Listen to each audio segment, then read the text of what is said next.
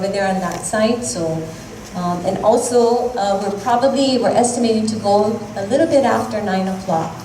Because this is an informational presentation, we won't be doing questions from the audience, but at any time, if you have a question, write it out please, seek me out. I'll be sitting right over there, and you can cite it to me by passing it down. And if we have time at the end of the show, then I'll be going through the questions and hopefully we'll be answering them. What this group has attempted to do is to come up with some FAQs, some facts to discuss that we think or assume will be on your mind. So hopefully we'll take care of some of those questions through that process. So first we'll begin with Al, who's going to be doing about a 25-minute presentation on what this is all about, and then we'll follow up with some of those facts, and then we'll also have an opportunity for questions if we have time. So I want to introduce him. Many of you know him already, but he's been a resident of the Leeward community for 12 years. He's been a part of beautiful Hawaii for 40 years. He was a career logistician, I'm not sure if I'm saying that right, logistician, for the Army, and in his last assignment on faculty of the Army War College, he was lesson author and exercise director for his department's curriculum issue on force structuring of the Armed Forces of the United States. Okay, he has also published on the importance of restructuring the armed forces. Colonel retired Al Frenzel has a unique background on the timely issue of Army downsizing, and he sees his experience at Mana'o on this issue to be vitally important to the future of Hawaii. And he also sees this cause as a special calling for him in which he must speak up and serve Hawaii on this critical issue, especially since he has the background to do so. So if we could welcome Al.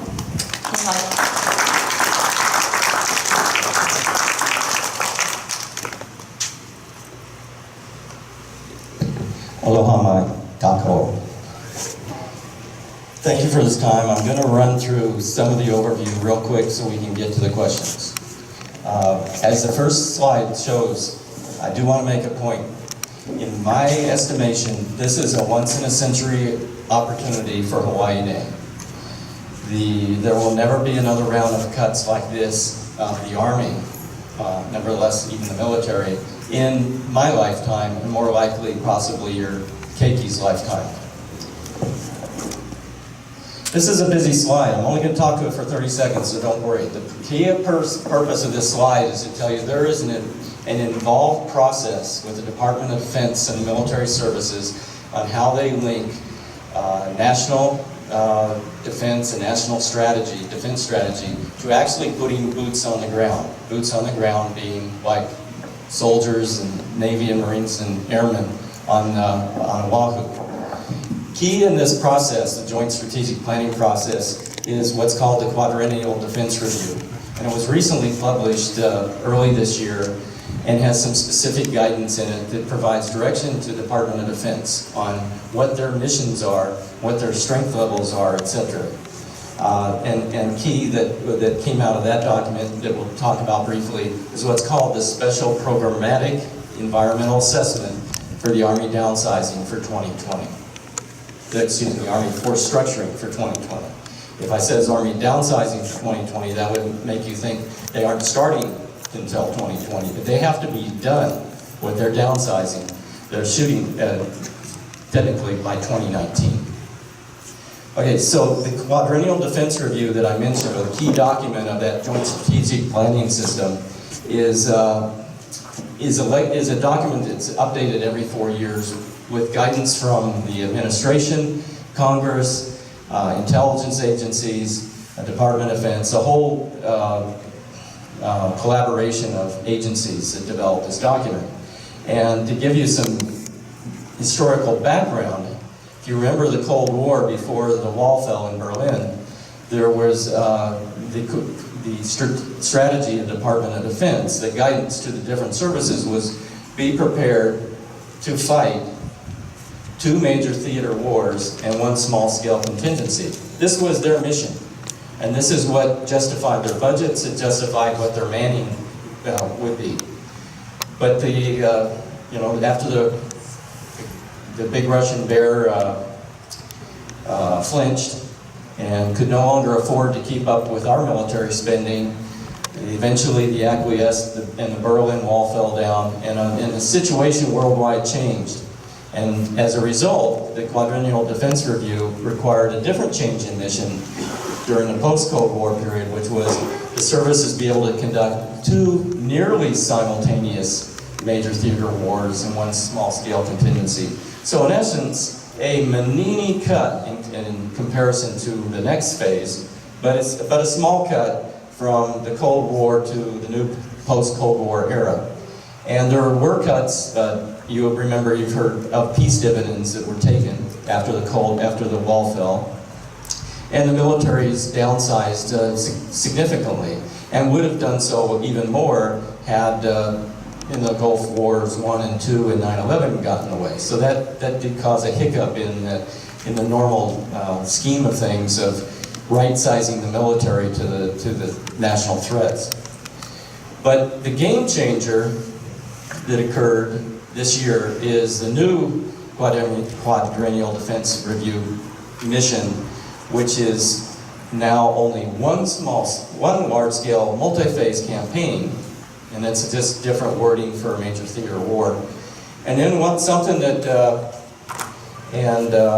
I'll read it to you because it's not termed a small-scale contingency, and here I wrote, 1 ability to deny, hold, or delay a regional aggressor. But the actual language of this ancillary mission is denying the objectives of or imposing unacceptable costs on a second aggressor in another region. I suspect there'll be all kinds of classes at the War College on what that really means. I could interpret that to be, if I'm going to impose an unacceptable costs on a regional aggressor, that's everything from a political stance or political announcement on CNN, don't do that, to a nuclear threat. So the range of that is very complicated. So I'd like you to just bear with me and say that the current mission now is 1 major theater war terms something else, and 1 small-scale contingency terms something else. Nevertheless, my analysis of this current mission that the services have to perform is 1/3 to really 1/2 of what the mission used to be. And what the implication is on the Army, and I'm just talking the Army for today, is that the current strength of about 570,000, that's what's in the environmental assessment that was released in June, and really I think the Army is already at 550,000 right now, but they've been mandated to go as low as 440 to 450,000 service members. There is also cuts recommended for the National Guard and the Army Reserve, but they're fairly small. You have to imagine where the Army saves money is in their active duty forces. And I'll also say that this document and this requirement to downsize drives the budget. And because it drives the budget, those budgets have already been adjusted for those out years. That money is not in the services budget. So the Army has to meet the requirements of this document, of this strategy, or it has to pay for its costs out of hide. And what that does is cause what we call a hollow service, where it may have the forces, but it has no combat power. Hollow service, the hollow forces are not condoned by the Congress, the administration, or even the services for that matter. So they would only get away with that for a very short time.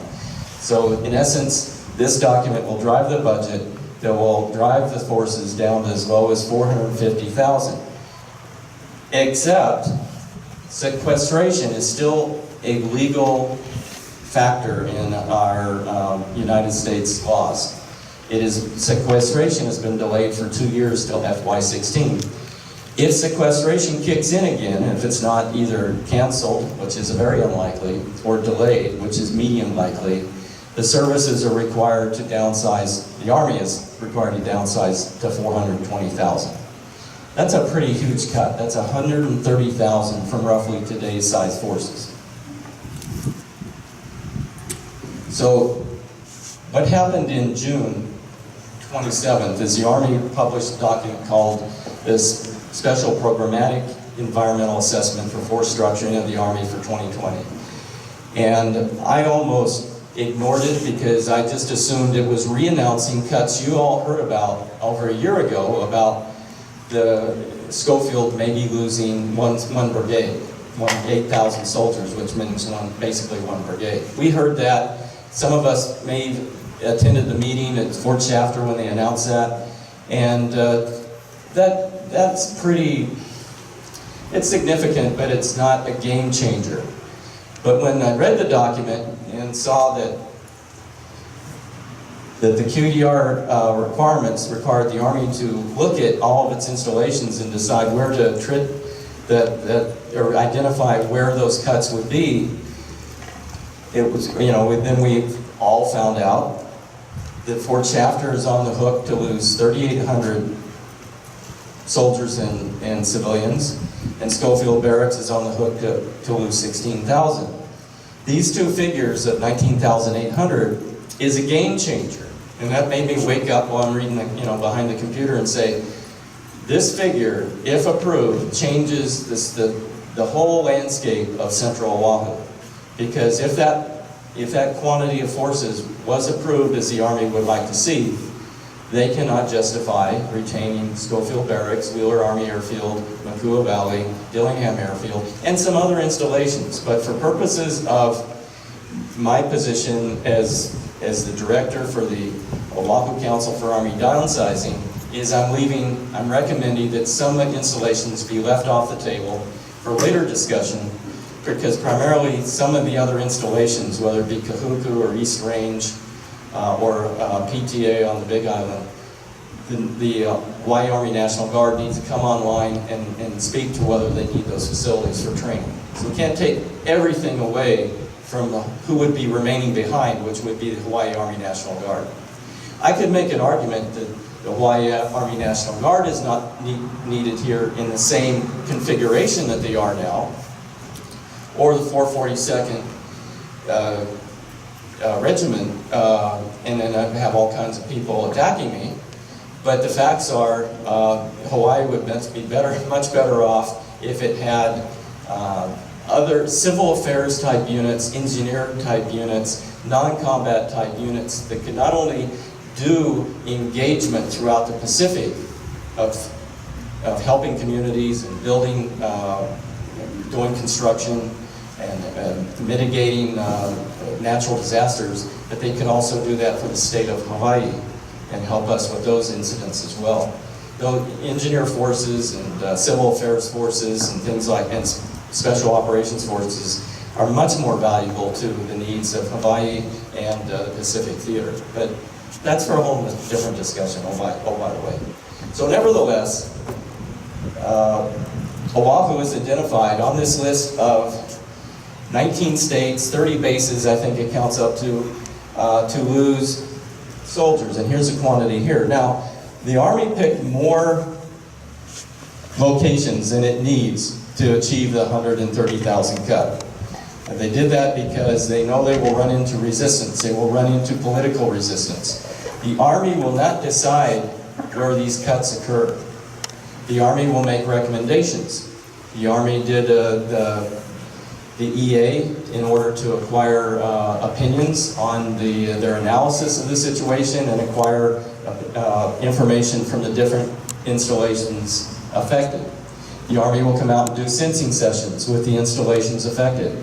It will put into its magic recommendation machine all the feedback that they get and all the analysis that they do, both economic and strategic, etc., of why of what the recommendations would be for cuts.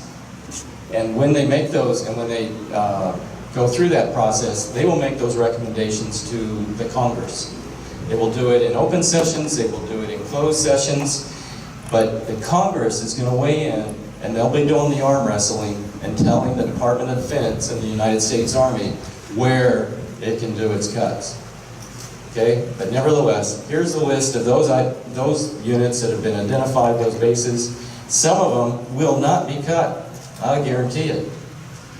2 years ago, if we were here now and Senator Inouye was alive, Hawaii would not be cut. But this is a game changer. We don't have the same congressional clout that we used to have. So we are as vulnerable, and even more so now that we don't have the second biggest industry of Hawaii still alive with us. But if you look at some of these bases, and I'll let you do that on your own time, and this is available on the www.oc4ad website, but some of these bases are untouchable for strategic reasons. Untouchable for their congressional power, untouchable for the geographic locations and constituents that reside nearby. I don't believe any longer that Hawaii and both Schofield and U.S. Army Garrison Hawaii or chapter are untouchable anymore. So because of that, and because of this game changer of the number that was identified, as part of the council, I am suggesting, and the council, a few members that we have at this time, and we're growing, believe that the Army, as I mentioned earlier, cannot justify retaining these bases any longer. And these bases in particular, Schofield Barracks and Wheeler Army Airfield, Mapua Valley, Dillingham, and I'm throwing in there, and going to be working on the key, even though it's a Navy facility and the access through the Navy ammunition road, our congressional delegates, our community, we would acquire Koli Pass with Schofield Barracks, but we need to demand unimpeded access through Lulu Bay for a variety of reasons, and most of which is that is a readily available emergency access road, but I prescribe that it shouldn't be for just emergency access road. You and I should be allowed to be on that road and drive on that road anytime we want, including tourists. And especially if we have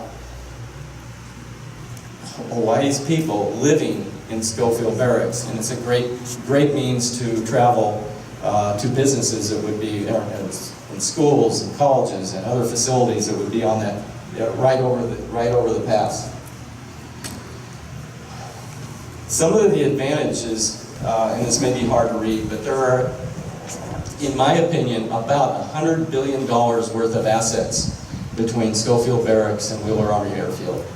Whether it's the facilities, whether it's the family housing, whether it's the airfield, the hangars, the schools, the fire stations, the office buildings, the barracks space, and ad infinitum. Basically, two cities, one big city and one small city, ready to be occupied and fully serviced and maintained. These are beautiful, pristine bases. They are not Barber's Point that was allowed to deteriorate for 15 years before the state of Hawaii acquired it. These are pristine facilities, that much of which, over the last 20 years, has either been built brand new or totally renovated. So you can peruse that list, but I also brought this particular map here, and I'll talk to it for a second. So this is an aerial shot of Schofield Barracks. Okay, so if you haven't been there recently, or you haven't been there at all, you can actually go on to oc4ad.com. There's a high-def resolution there. You can zero in on this area and look at it even closer detail than this map. But Schofield Barracks, here's H2 coming in here. Okay, H2 lets off here. Wilson Lake is right up here. Kunia Road is this one. Kunia Road is this one. Okay. This is Camp Highway, just to try to get you oriented before I start talking about this. So we got H2 coming in here, Cam Highway going through Waianae. Here's the bridge over Wilson Lake right here. Okay. So in this the left side over here is a majority of the fixed installation infrastructure of Schofield Barracks. Not shown is the huge firing ranges and training areas over here. And then if I had Koli Pass would be down here somewhere. And if I had the Ammunition Road down to Lulu, we'd be way down there. But But for the key of this is, everything marked in red, whether it be this big huge area here, this area, this area, this area, this area, this area, this area, all family housing. Okay, 38,000 soldiers and family members reside on this family housing. In this area right here, this used to be Kalakala Golf Course, about 70-acre golf course. And housing was, because the Army was paying so much to pay for its soldiers to be on the economy, this entire golf course in the 90s and early 2000s was turned into housing. Brand new single-family housing, some duplexes, but most of it's single-family. So just in the housing alone, imagine the impact that would be to beneficiaries on the DHHL waiting list, to contributing to low-income housing, and in regards to the quads, where our single soldiers reside, particularly here, and then a couple throughout, 7,000 single-family soldiers reside in very nice renovated rooms with either private baths or shared baths with one other room. Imagine our homeless families being able to occupy and go through rehab and retraining and a program to get them back on the road to recovery. Similar to what occurs with U.S. vets at Harbor's Point right now, but on a much bigger scale. So on the right side is Wheeler Army Airfield. And so it has its housing areas, and this is all brand new as well. And an airfield for small aircraft operations. Could be a private airfield, could be, you name it. And imagine all of the hangars, or some of the hangars being diverted for use by the Hawaii film industry. And of course, many of you know the Hawaii film industry does a lot of their filming in this area and up in this area, both with, especially many of your combat films are filmed there. Imagine if they had sound stages in these hangars. Just some ideas. I'm not associated with the film industry whatsoever, or any of these industries, but just imagine what possibilities exist out there for facilities of such quality and magnitude. And we can go more into that later on in the FAQs. So here's what's key, is the timeline. You can either read it here, or I'm going to go left to right. So on 27 June, the Army released the Supplemental Programmatic Environmental Assessment for the Force Structure Change for 2020. And in that's when it announced that the Army is considering these particular cuts, and it was a very somewhat involved EA, and it talked about different various categories of that were evaluated in how the different installations would be affected if the downsizing occurred in their backyard. And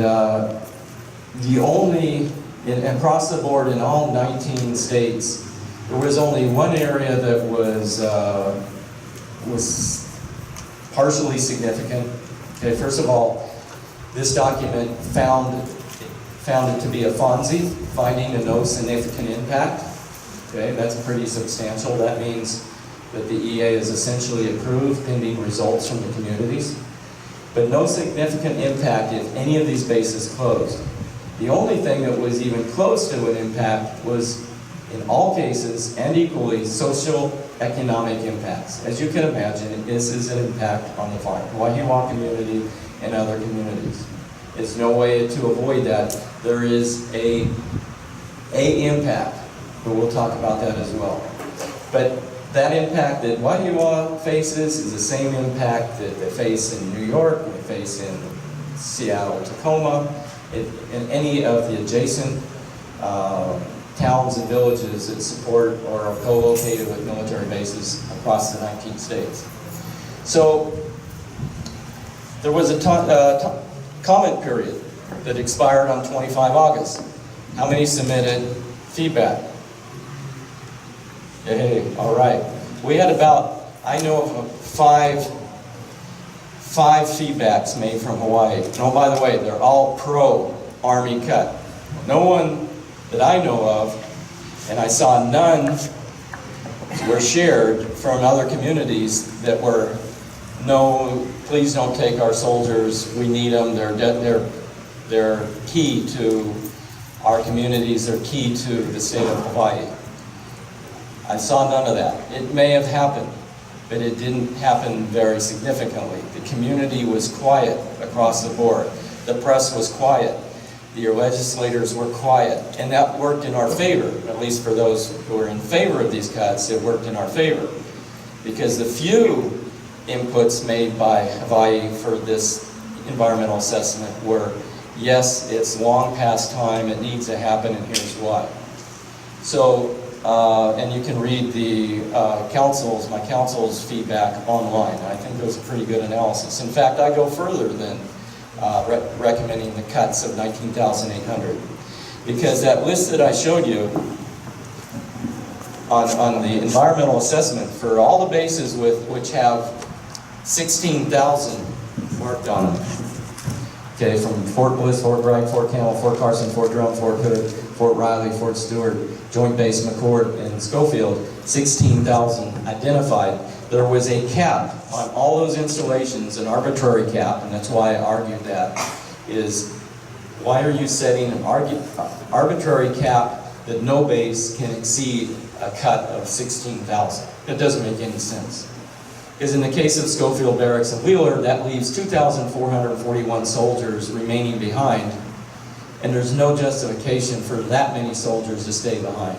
Maybe 2 units at a quantity of about 500. So if you get more specific into the actual units that would be left behind after the maneuver brigades no longer are on Oahu, you can justify pretty much all, if not most, of the 22,500 folks. So nevertheless, that's an example of where the cuts in some installations could theoretically be higher than what the Army recommends. But that period is over, okay? And according to the article in the newspaper on 6 October, the Army has finished reviewing its comments it received. So I told you about the 5 or 6 that I know of. And maybe there's, let's just stretch it and say Waianae submitted some, and let's say we had 50 maybe from Hawaii, but I doubt it. Compared to 110,000 comments from the other 18 states. And these 110,000 comments were not, please have the Army leave our base here in Fort Bliss, Texas, or Fort Huachuca, or whatever the base may be.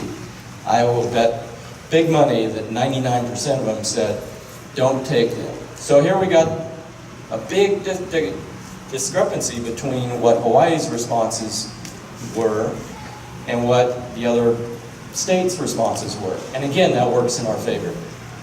So, what happens next? Around January or February, actually starting in November through March, the Army will go out to all of these installations and conduct listening sessions. So there hasn't been a schedule published, and I'm not sure exactly, but the way I interpret it, so we probably will have 2 listening sessions. One in the Schofield Wheeler Air Force area location, and then somewhere near the Fort Shafter location. Hopefully off base so that we have readily access, but when they did hold this at Fort Shafter 2 years ago to talk about the 8,000 cut, they had procedures for people to get on base without, hassling everybody with their ID card and security procedures. But nevertheless, 2 listening sessions potentially, but maybe only 1, held somewhere on Oahu. They're not going to do like the Department of Interior and go to 14 different locations. This is specific to these bases, and if they do more than 2, I'd really be surprised. Nevertheless, this is the next time people in Hawaii have an opportunity to speak out. And I hope it's something similar to what happened during the Department of the Interior listening sessions or hearings. I'm hoping. I'm hoping that you said the same response and the same kind of rhetoric, maybe a little less hostile, you know, because, you know, they're coming and we want to make them happy. You know, they want to hear happily that we no longer want the U.S. Army to be located at these bases. But nevertheless, please, that's your opportunity to turn out. After those hearings are done, again, I mentioned March, the Army will go back, it has their written comments, it's put those in a spreadsheet, it's got its economics in a spreadsheet, it's got strategic requirements in a spreadsheet, it has political power in a spreadsheet, and then it's going to put in your comments in a spreadsheet. And again, the dichotomy between your testimony and the testimony from the other 18 states is going to be night and day. And that's going to really hit them in the side of the face and say, and they look for low-hanging fruit. They don't want to have to get into big fights that drag out over years. Okay? And this is a good time to mention it, is the reason that I want the community to be strong on this issue and convince our key congressmen and senators to embrace this issue is, first of all, they don't have the political clout. Second of all, they don't have the will of the people, the majority that is. They have a small minority, including the Chamber of Commerce. But instead of fighting this issue and delaying it and losing anyways, which is very likely, embrace this opportunity and go to the administration and President Obama, particularly while he's still in office, and explain why it's good for the United States, why it's good for U.S. Army, the people of Hawaii, and ask for a $5 to $10 billion package over a certain period of years, in addition to all these assets we're going to get, but to help us as a financial assistance transition package. And politic for that. Don't waste time politicking for don't go, don't go. So we're communicating that to some of your legislators, and we can talk more about what their responses are on that. Nevertheless, and so I talked about all this stuff will go in the spreadsheets. So sometime around summer of 2015, there'll be congressional hearings. And the Army will have its input, Department of Defense will have its input. The Army will explain to them what the community's factor is, but the congressmen and senators are going to explain what their constituents and their own internal agendas are for maintaining or letting go of these military forces. And they will describe to the military which locations are hands-off, which ones are available, and which ones they want a compromise deal on. Okay? I can't predict what's going to happen. It's going to be messy, but it's going to be quick. You know, I've been told by one anti-sovereignty critic that I'm being a used car salesman on this issue, and I'm trying to force decisions right away on this and telling you, don't think about it. We got to act now. We got to make things happen. I'm not doing that because I'm a used car salesman and trying to sell you an old beat-up clunker. I'm telling you, there is no time in this, because this is going to happen very quickly. This time, as you can see, this time frame has already left some of you behind. Okay? And it's not going to wait. So this time next year, we're either going to be winners, losers, and there's nothing in between. And I'll tell you why I don't believe there's a compromise deal is not a good deal for us. There's either all our cut or we lose. So next time this year, I expect an announcement, and our last opportunity to input is officially the listening sessions. But all during this time, you know who your congressmen are, you know who your senators are. They got to be bombarded with opinions and your perspective and your desires. And we can talk about that more later too. But nevertheless, here's my biggest concern. Our congressmen take a naive, short-term approach and go to the Congress and negotiate with their colleagues and fight to get a compromise deal. And then come back to Hawaii and say, hey, voters, you know, pat me on the back. I did you good. We didn't lose 19,800. We only lost 10,000. Aren't I a great person for you? And at that point in time, you can say you're a loser. You just let us down, because if any residual quantity of 8,000 or 10,000 left behind on Oahu as part of some compromise deal means no facilities will be turned over. It's just like the announcement they made a year ago where they're cutting 8,000. That meant nothing to me. That meant they finally figured out that the Stryker Brigade is no longer relevant here, and it's easy pickings. But it still leaves enough people behind that they can station soldiers in all their bases, continue to need to do live fire, and retain the bases without doing any environmental cleanup, etc., etc. So no long-term benefits for the people of Hawaii, and this patting ourselves on the back when we come back and say we had a good deal is unforgivable. Now, I'm trying to portray, for instance, that let's take Tulsi Gabbard, for instance, who is against this idea. Okay, she has aligned herself that she is pro-military and all military needs to say.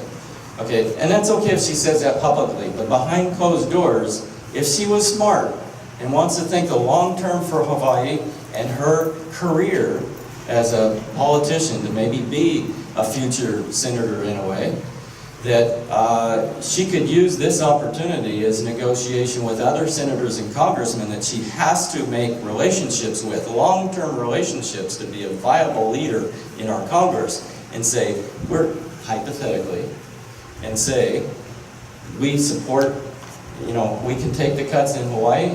Of course, I'm not going to say that publicly, but let's go ahead and cut in Hawaii. But when it comes time for you to have my back, whether it's the Marines, the Navy, and the Air Force, etc., no cuts. Or if you come out for research programs of DOD with the university or other agencies in Hawaii, no cuts. I've got your back, Seattle, Tacoma on this, but I want some quid pro quo later, in my career. That's an opportunity for a real statesman to use this opportunity to their political advantage.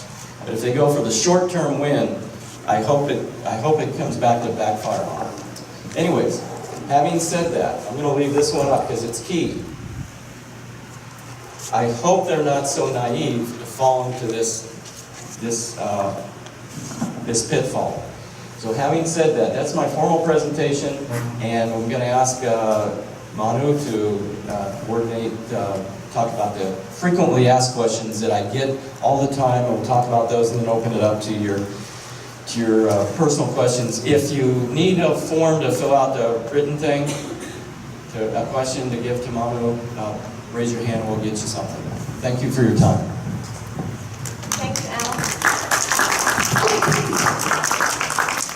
Okay, so I have a list of frequently asked questions, so we're calling them facts. Number one, the transition of Barbers Point from the Navy to the state of Hawaii was poorly executed. Not many valuable resources were acquired, and the lands and facilities were vandalized, robbed, and damaged. What is to prevent a similar debacle if Schofield and Wheeler are turned over to the state? And our answer is going to be Rodman Brown, a longtime community activist and volunteer in the Waianae community. She'll attempt to answer this question. Ms. Brown witnessed firsthand and participated in the closure and turnover of Fort Ord in California to California and the people of the Monterey community.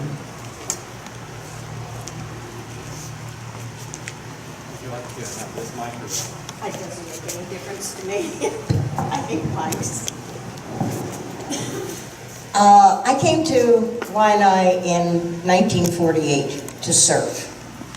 Duke Kahanamoku brought me. He brought me to the best place in the world to surf. I have been here off and on ever since. I came home to live permanently 15 years ago. My husband and I are part of and parcel of this community. In 1991, Fort Ord, California, was the home of the 7th Infantry. In 1982, and for 50 years prior to that, it had been one of the basic training camps of the Army. When it changed into the home of the 7th, it really impacted the housing situation on all of the Monterey Peninsula and all of the communities surrounding it. Rents went from $400 a month to $1,200 a month for the same place. It was devastating. 1991, the military finally announced that Fort Ord would be one part of the closure. And I was part of the community commission to formally close Fort Ord and formally figure out what we were going to do with Fort Ord and what we were going to demand of the military to be done to Fort Ord. We had the same problems on the Monterey Peninsula. Number one industry, tourism. Number two industry, military.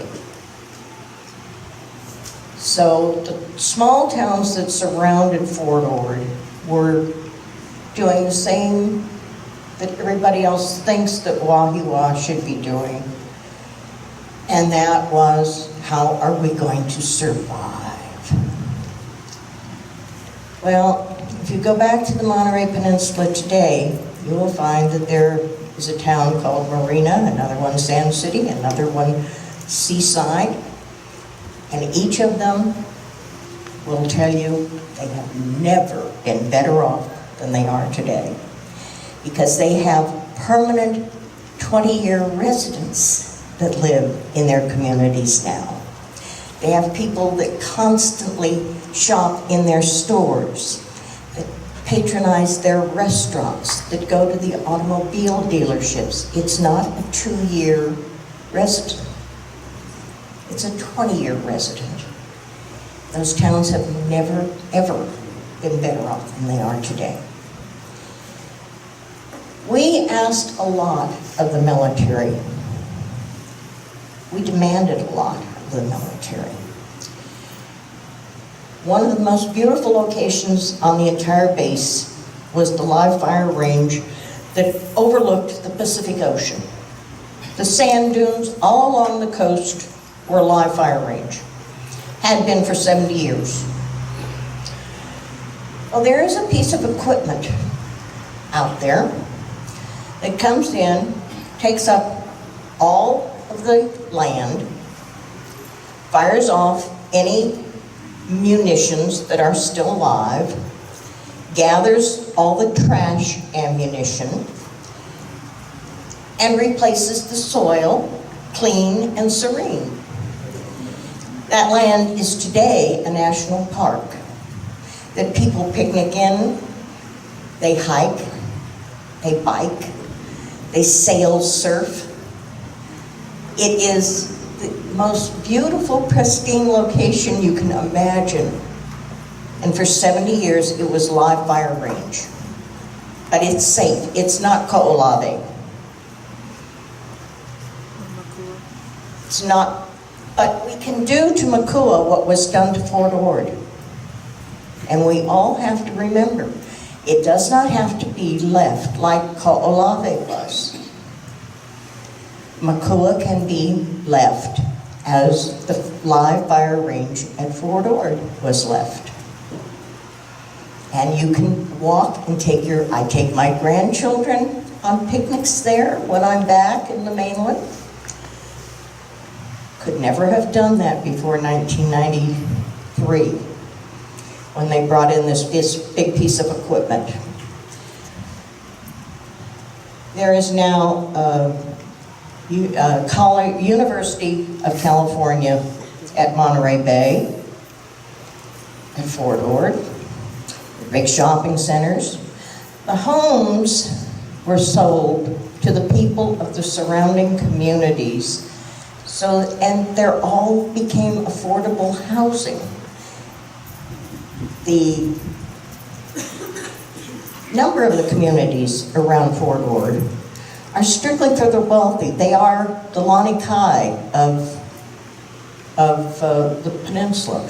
Pebble Beach, Carmel, Pacific Grove, Monterey.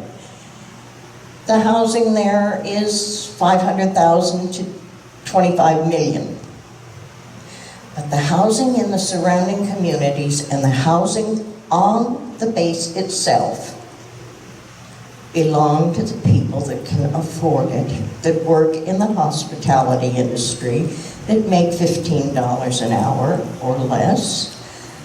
And they are all supporting the surrounding communities. Wahiawa has to think about the fact that when the troops deploy, they cry. So if the troops deploy again, Wahiawa merchants will be crying again.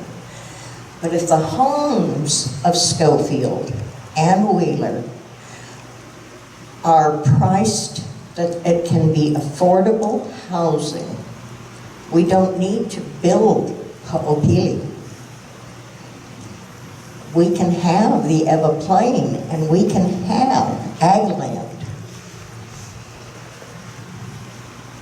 So there are many, many good things that we can all say we want the government to do when they close these bases. We can make them whatever we want.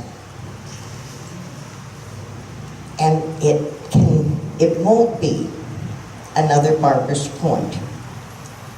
We had one man in particular who was a House of Representatives.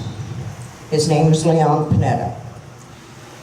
Leon, to this very day, is still very involved with the continuation of rebuilding the land that Fort Ord was. And all that land became part of other cities. Became part of Marina, became part of Seaside, became part of Sand City. So it is all now tax revenue property for those towns. Those people pay taxes to those towns. Military doesn't pay taxes to anybody. There are so many reasons. And when you are interested, I'll be happy to go into it even deeper. But it is a strong recommendation on my part. We did it in 4 years, 1991, and it was completed in 1995. And it's beautiful. It's absolutely beautiful.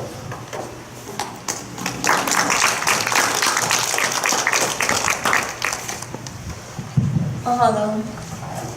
Our frequently asked question number 2, when the bases are turned over from the federal government to the state of Hawaii, what are the conditions for the transfer? Will these bases be turned over as is, or will environmental cleanup occur of training in industrial areas to eliminate hazardous and dangerous sites?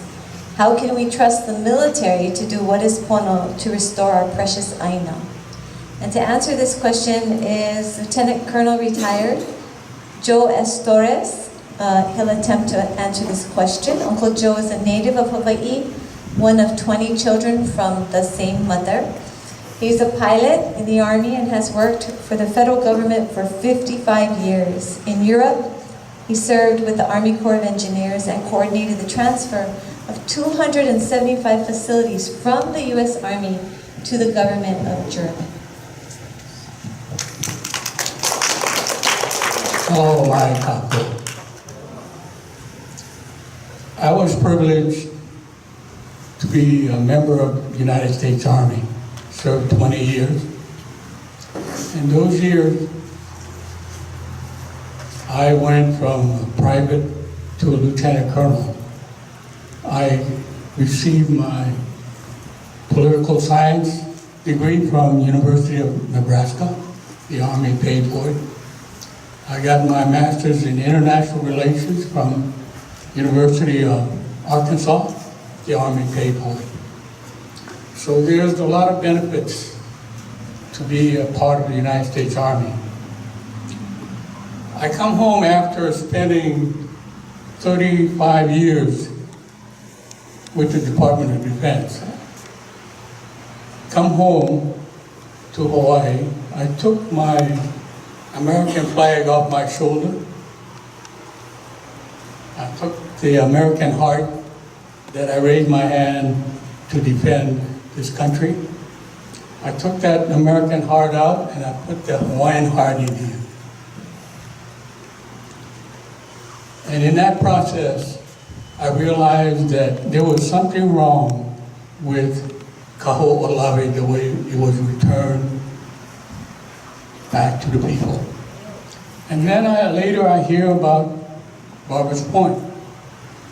Well, I happened to be in Germany at the time when the Army decided to close down over 270 installations, just like Schofield, Wheeler, and so on. I was with the Corps of Engineers at that time. I was Chief of Engineers Operations for the district in Europe, equivalent to the Honolulu district. I was the Chief of Operations. In that position, the Corps of Engineers was responsible for cleaning up, preparing every installation to give back to the Germans. One example I'll tell you about. The Corps of Engineers built a brand new hospital, similar to what is at Queens West. Is that Queens West? Okay? Brand new at this military air base in Rhine-Main. When it was completed, we never used it. It was on an air base, took the keys and handed it over to the Germans. So that tells you that we can give back things that we build, and we will do graciously what we're asked as military or as Americans. I was part of an inspection crew that went out to some of these firing ranges and installations. And the inspection crew had American Corps of Engineer environmentalists, civil engineer, biologists, geologists, and so on. We inspected, and we had to write the report that it's all clear. And then we sat with the Germans, and they had their equivalent team on the other side of the table. So we were signing all these papers and said, here, you can have Kaneohe Marine Base back.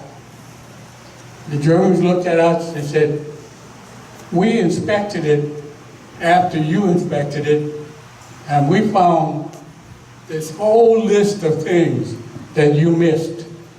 Go back and clean it, and when we are satisfied that you have met our conditions, our standards of cleanliness or removal of hazardous material and so on. An example was this big berm that was used as a firing target holding. The berm was just full of bullets, you know, lead bullets, copper, and so on. They went in there and they found one bullet. The Corps of Engineers had to have 40 vehicles come back and take all that soil And they said, you sanitize it, you clean it, and bring it back again. How much did that cost? We were doing that because the Germans decided they're going to take it back on their condition. Okay? So the lesson here, folks, is that we need to prepare now for the time if and when the installations are returned back. Because who's going to be on the other side of the table with the United States Army on this side? You are, or your representative in the government. The key here is that the Corps of Engineers representing the United States government was not returning the property back to the community or to a Hawaiian Civic Club or to whatever. It was returning the property back from this government to that government, equal. So we need to make sure that our government is prepared to receive it different than the way they received back Kaho'olawe and Barbers Point and Waianae and others. Because Waianae is just another example of them not cleaning it.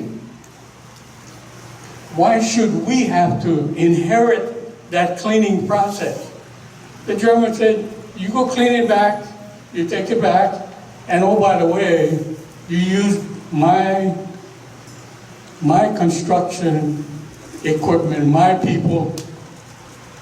You know, you don't bring the people from the United States to clean it up. You use my people. So there are many ways for us to approach this.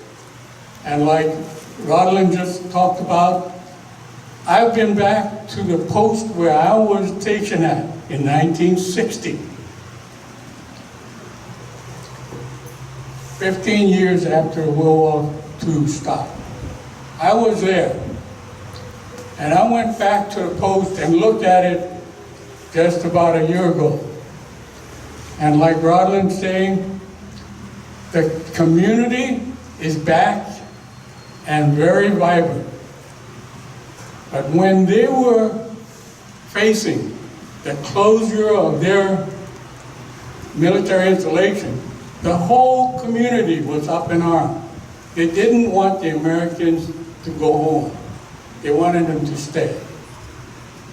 For the same reason. Oh, I'm going to lose my customers in my restaurant, and so on and so on. Same reason. But there is historical precedence where every place that the United States military has left, they will do it in the way that the people want it, if the people ask for it. Okay? So as long as I am here because I am experiencing this, I'll be on that side of the table with all of you. And I will not allow the emotions of our heart to overcome our decision-making process, and we will receive it the right way when it's clean. And as I'll put it one more dimension on it, you put it back the way you took it. If there were trees in there, you go plant the trees. Because I looked at Makua, I remember flying in Makua, and there was full of trees in that valley. And now I go there on the access, it's bare. It's bare like a desert. So part of my standard that I'm writing right now for us to receive Makua back is how many thousands of trees were blown down by the bombs or the weapon systems. You put them back in there. That's the condition we have to. We have to demand it, like Rodlin said, and it'll be done. And it's not going to be given back to the people who live in Makua or to the Waianae community. It's back to the equal. If it has to be the kingdom, I'm not too sure it's a good idea to give it back to the state of Hawaii. They're not a government as equal as the United States. Okay? So think about these points that I bring out tonight. Thank you very much.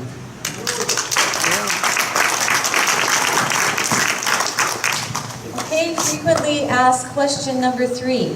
The Chamber of Commerce and Wahiawa businesses are very concerned about losing any military personnel and the local spending that they provide. What are the economic advantages and disadvantages associated with the 19,800 personnel recommended for downsizing on Oahu? I've kind of heard some of the answer to that question, but I think it can get a little bit deeper, so Al, you're going to be answering that one, please. Thank you. I am not an economist, okay? But any more than you guys in the audience. I mean, maybe there's a trained economist out there that I don't know about. But nevertheless, you all are, in your own rights, an economist. You have a budget, you have to make bills, you have to earn monies, you have to make the ends meet. So you are, in my opinion, are as much economist as someone coming in here and spouting off that they have the credentials. And in fact, if we have, which we are trying to find an economist to be on our team, but even if we do and they agree with our position, you know, it's going to be an economist fight. The Chamber of Commerce is going to say their economist is better than our economists, etc., etc. Nevertheless, but just for today and tomorrow too, you are an economist, and I want you to consider these numbers. And you think of the balance sheet of how much is the Army important to us economically or unimportant to us economically.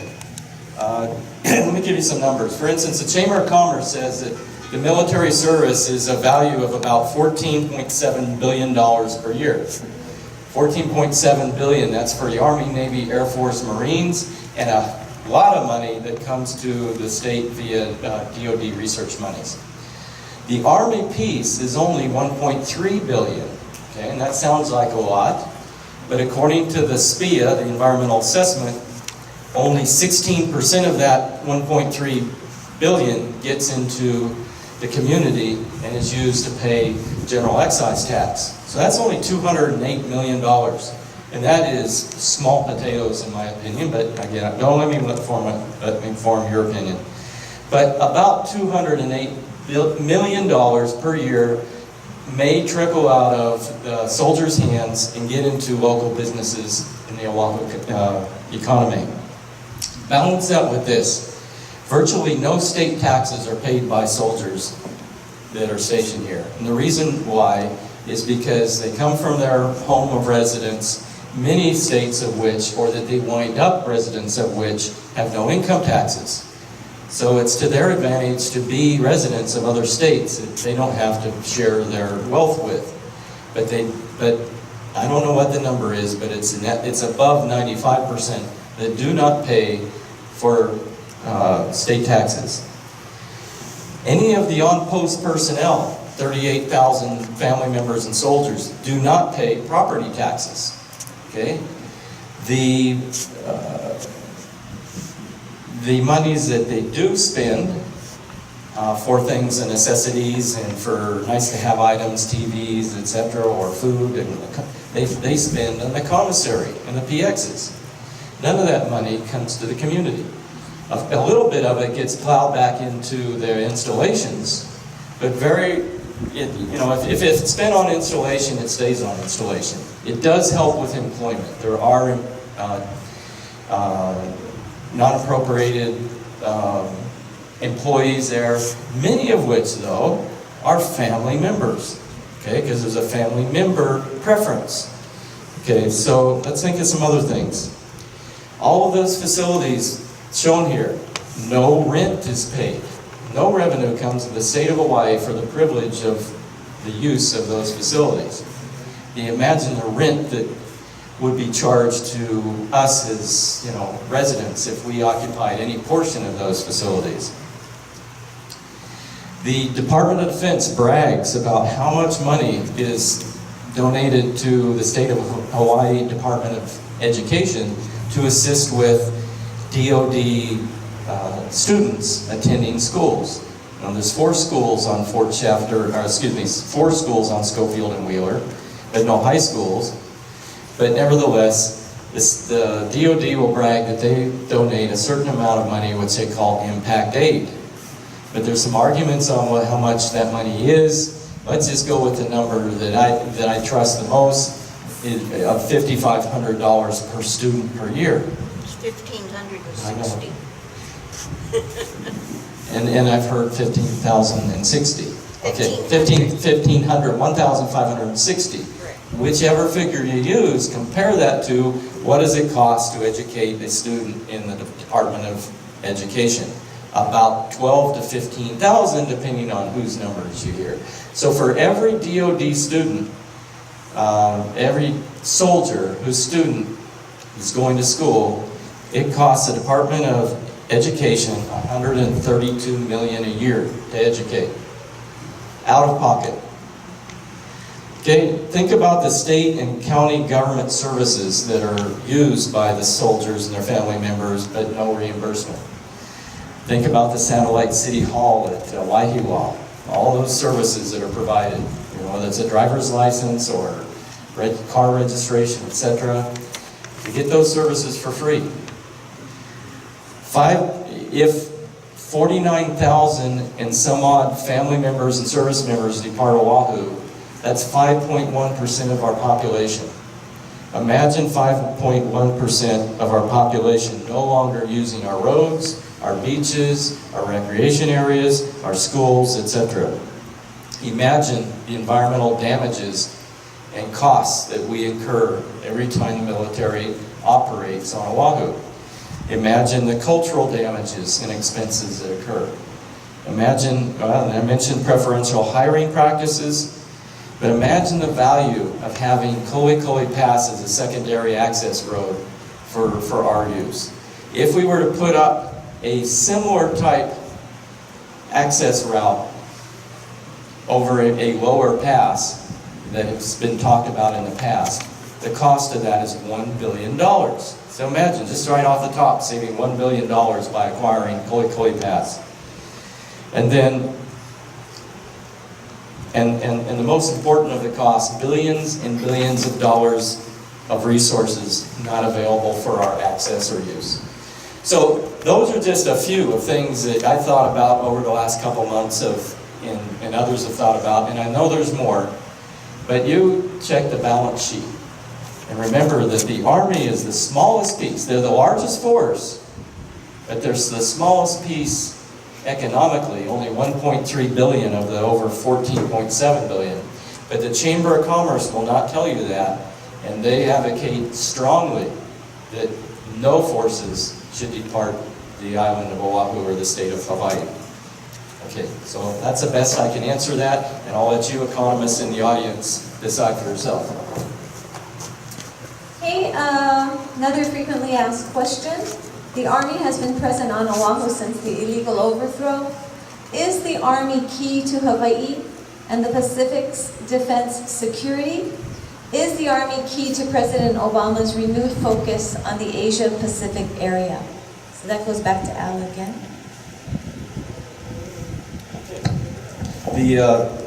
This is an easy one. The Army is located, isolated in central Oahu, away from strategic sea lift and away from strategic airlift. As opposed to, let's say, the Stryker brigades or combat brigade combat team in Seattle, Tacoma, which is co-located with Fort Lewis, with McChord Air Force Base and stationed C-17 cargo aircraft, co-located with the Port of Seattle, Tacoma, with cargo vessels readily available for contracting, and rail, if they need to go to the East Coast, very easily to rail across the United States to the other side and deploy. Compare that with Oahu, where we're not co-located with lift assets, we're not co-located with rail, and the myth that the Army is strategically located in the Pacific at the tip of the spear is not been a true myth since World War II. It has been a folk's tale in order to justify assets to be located here and bring pork and money here. But we have a striker brigade here which is unable to train, unable to deploy. And imagine, now just, the striker brigade was designed to deploy within 96 hours to harm's way. Okay? That was General Shinseki's desire. In order to make the Army relevant from its legacy forces of conventional World War II forces, we need these light mobile forces to deploy within 96 hours. Well, that is a technical impossibility. So, but it justified, and it helped Senator Inouye justify bringing that pork to Hawaii. To deploy the striker brigade out of Hawaii, out Oahu, for instance, takes 254 aircraft flights just for the equipment. Okay, that doesn't even include logistics and personnel. So can you imagine how long it takes to get the Air Force's assets in the theater and be able to deploy them from Oahu to God knows where at the quantity of 254 aircraft? And the Air Force can at any one time, if they surge, can only free up 36% of its aircraft at any one time to move one striker brigade. And again, it takes that many flights to move them. So it's a logistics nightmare that isn't talked about, but it's totally accepted. You know, when you actually deploy a force, as you may recall, when we deployed forces to Iraq, how long did it take before we started deployment, before soldiers could fight across the line of departure and actually engage the enemy? It was over 1 year. Okay, it takes that long. It is just the dynamics and the physics of deploying to a foreign area. Now complicate that with the standpoint that the Army has to occupy a benign, safe environment. Okay, so if there's a hot spot in the Pacific, it can't go into that hot spot. It has to go somewhere in a safe harbor or a safe airport, unload, prepare for combat, acquire all its logistics, and then maneuver to the fight. Again, that takes months and months of preparation.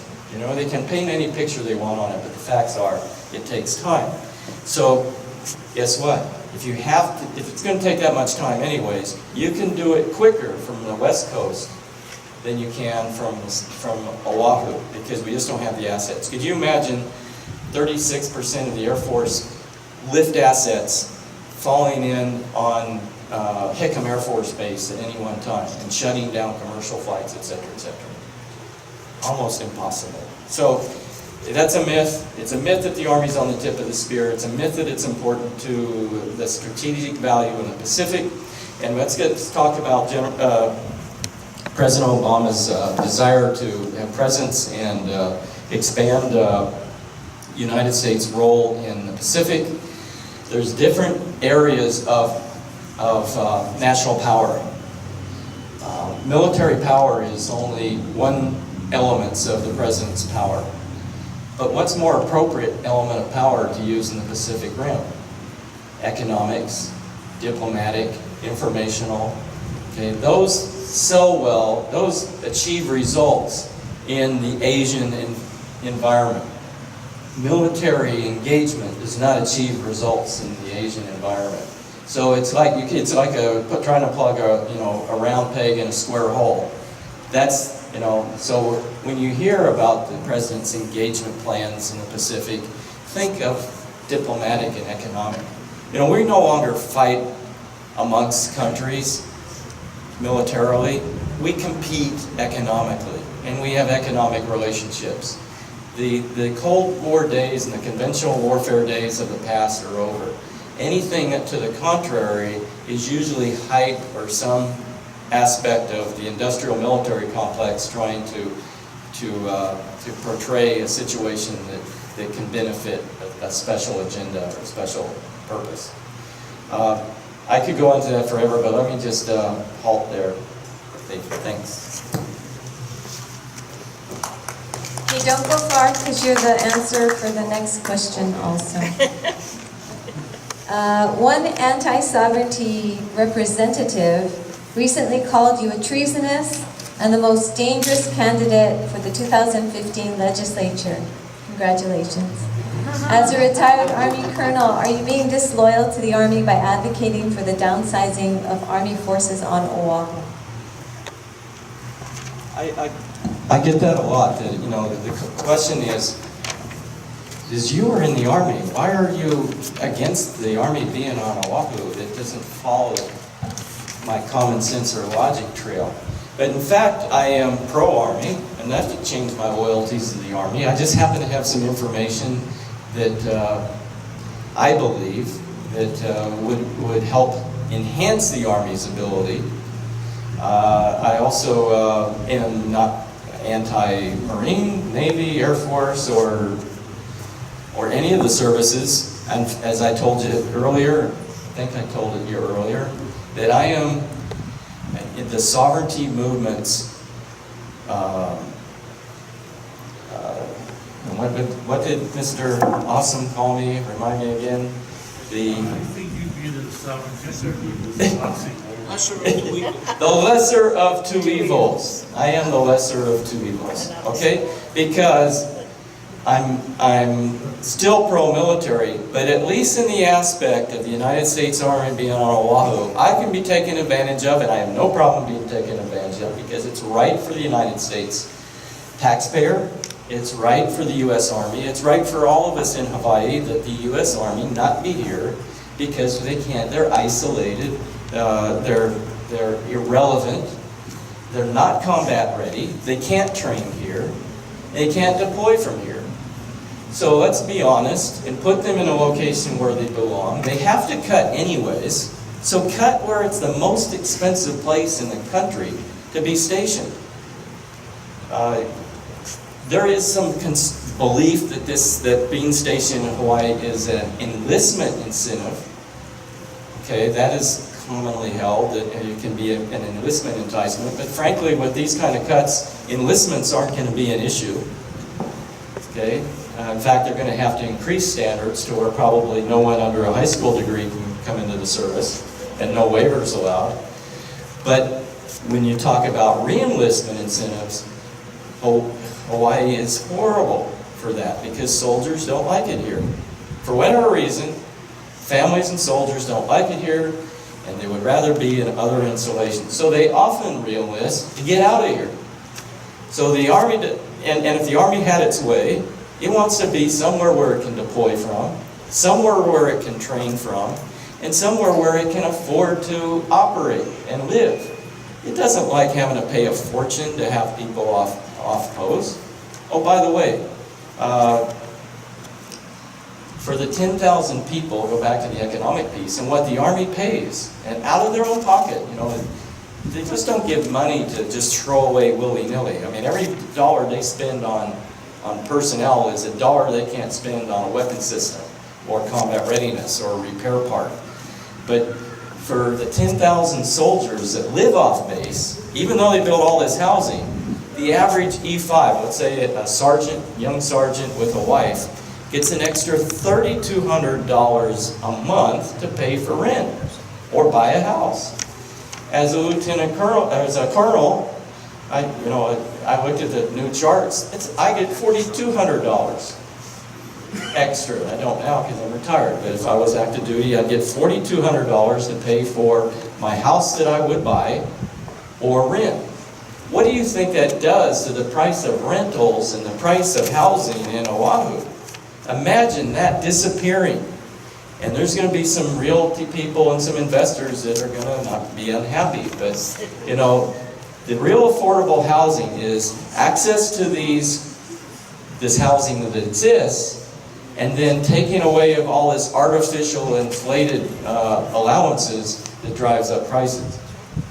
The impact on the economics and affordable housing is huge, almost threefold. But nevertheless, right now the Army pays a fortune in having themselves stationed here. And then, you know, the argument isn't, should the Army downsize? I'm not going to argue that. The argument, as this poster says, it's not about should the Army downsize. If you want to argue that in national defense and the Army should be big, or the military should be big and strong, and et cetera, go argue that with someone else, because those arguments, those discussions do occur. We're here only to discuss where the downsizing should occur. Okay, so in that respect, or in the respect of having to put a force in the most expensive place in the United States, what that does is it puts a combat ineffective, hollow force on the island of Oahu that on paper looks like it is something, but in reality it is untrained, it is not equipped, it doesn't get the repair parts it needs, it's not getting the logistics it needs, and it's combat ineffective. We need combat effective forces on the mainland, in other locations that make strategic sense. So I'm not anti-Army, I'm not a treasonist. Oh, by the way, just for those that have never looked at what a treasonist is, and this is offensive to me, not because that's what he called me, but a treasonist is someone who gives aid and comfort to the enemy. And when I looked at the definition of that specifically, I'm thinking, my God, the Hawaiian people are the enemy? Not my enemy, not the United States government's enemy. I mean, the defense intelligence agencies and other intelligence agencies have different warning and indicators that they use to determine who is the enemy of the United States. And it isn't the Hawaiian people, not at this point anyways. And when it may ever get that way, then I'll reassess my position. But I find it offensive that this person would call the Hawaiian people an enemy, and that my effort to assist the state of Hawaii and the people of Hawaii to be viewed as aid and comfort to the enemy, I find offensive. So, having said that, I take the moniker of being the biggest threat to the legislature for 2015 as a badge of honor for this guy.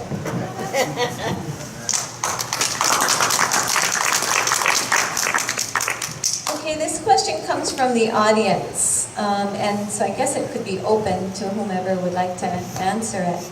How do you explain to a breadwinner who works for the U.S. Army base that he no longer has a job?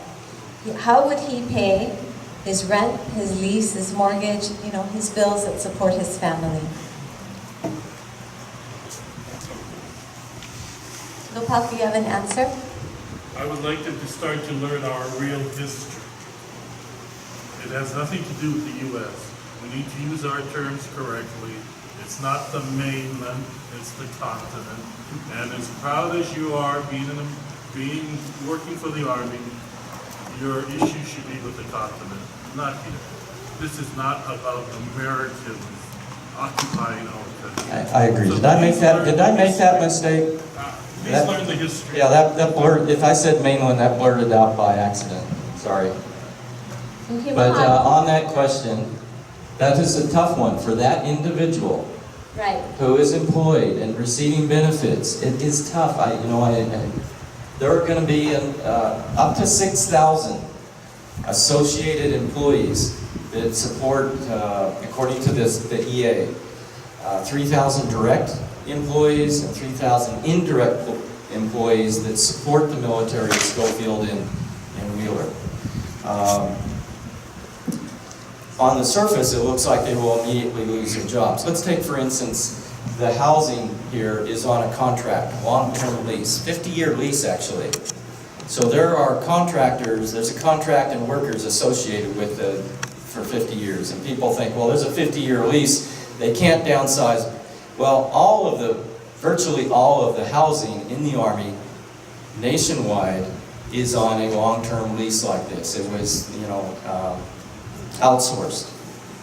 Those leases are easily to be broken. 50-year means nothing to the government. If you don't think there's a back-out clause in there, then you're dreaming.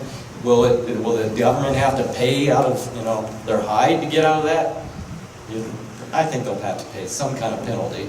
But nevertheless, let's take the people associated with that contract, all right? Now, if the state of Hawaii did the transition properly, and let's say that that same collection of housing, hypothetically, was turned over to a community of people, there's no reason why they can't continue to be maintained by a similar contractor. They have to be maintained somehow as an association.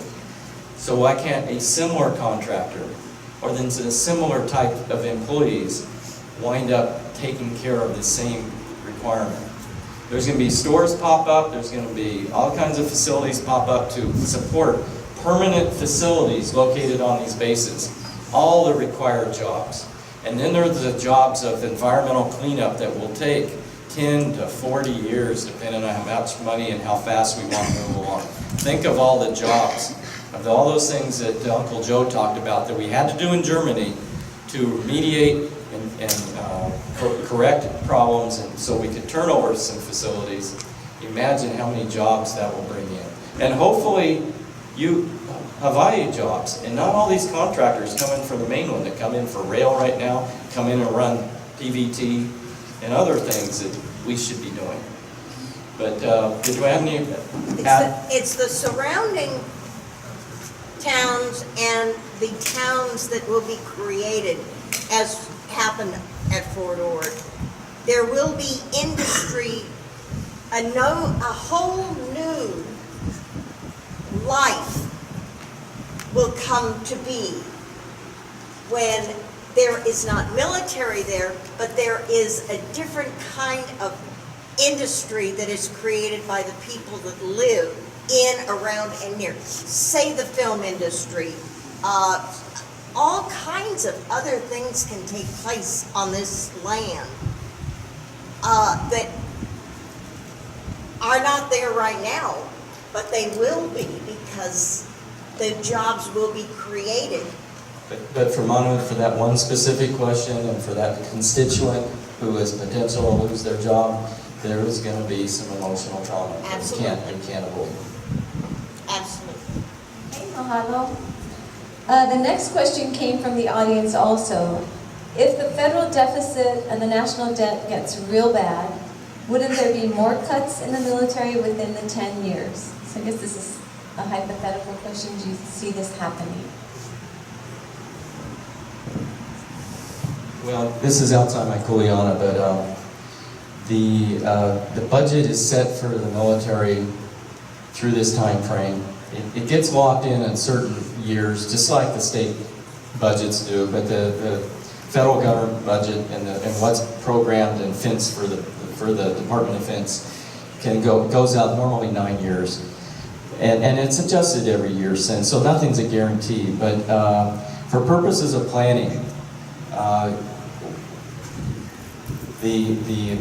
and in the short term, the federal government will continue to print money at whatever rate it needs to print money to meet its obligations. And that's, but you're getting into an area that's very gray. And but I would just focus right now that in front of us is the opportunity to have the requirement for 130,000 soldiers to be cut, 19,800 of which for the island of Oahu, and potentially more.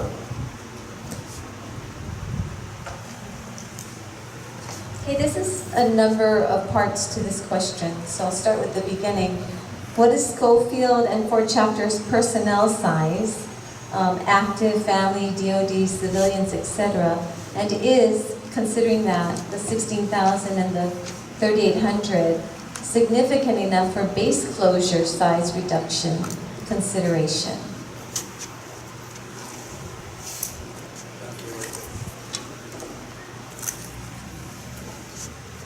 Okay, you may not be able to see this, but we're going to just talk soldiers and civilians right now. Okay, it's 4 chapters at 7,431.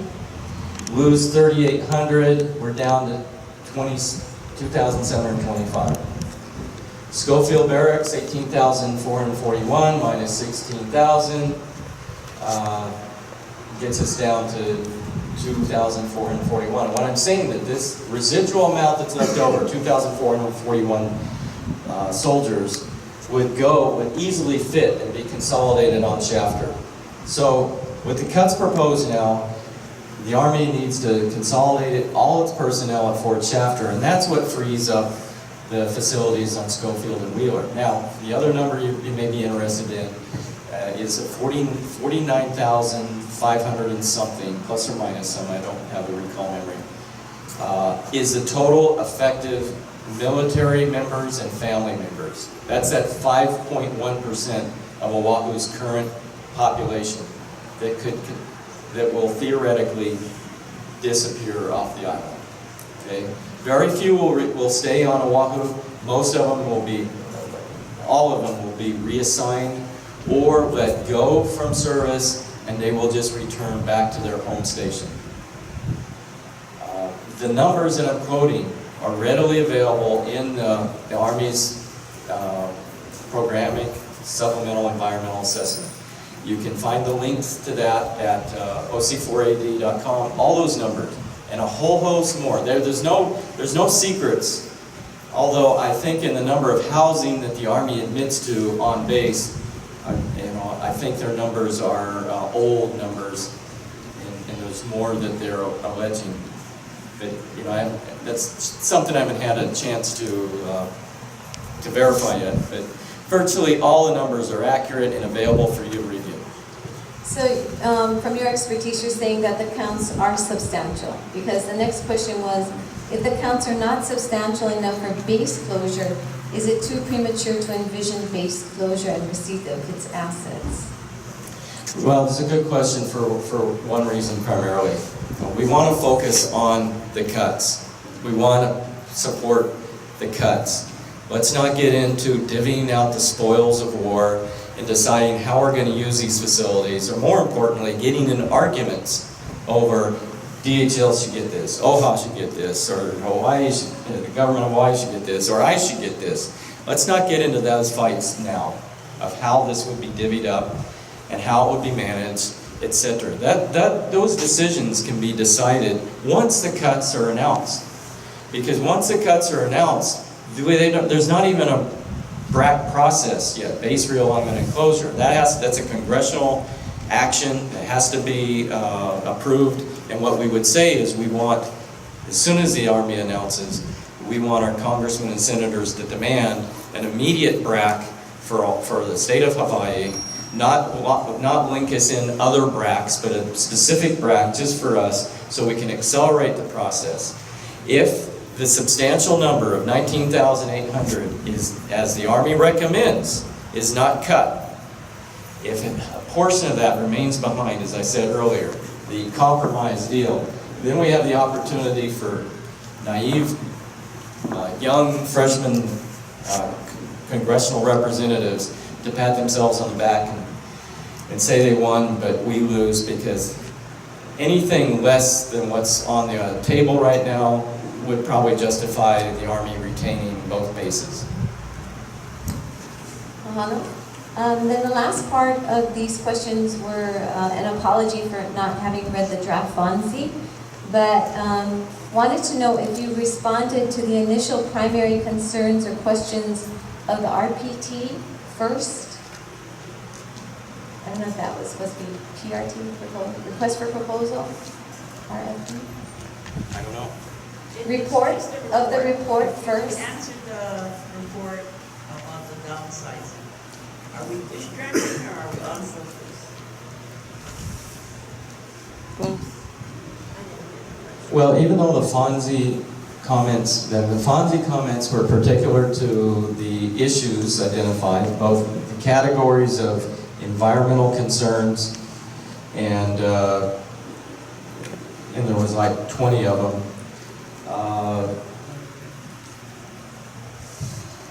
So you had a chance to respond to that. You could still respond to that, and they would review it and file it. It wouldn't have much impact. What's going to have impact next is the hearings, but I'm not sure that I answered your question right. I think the question was, have you responded to it?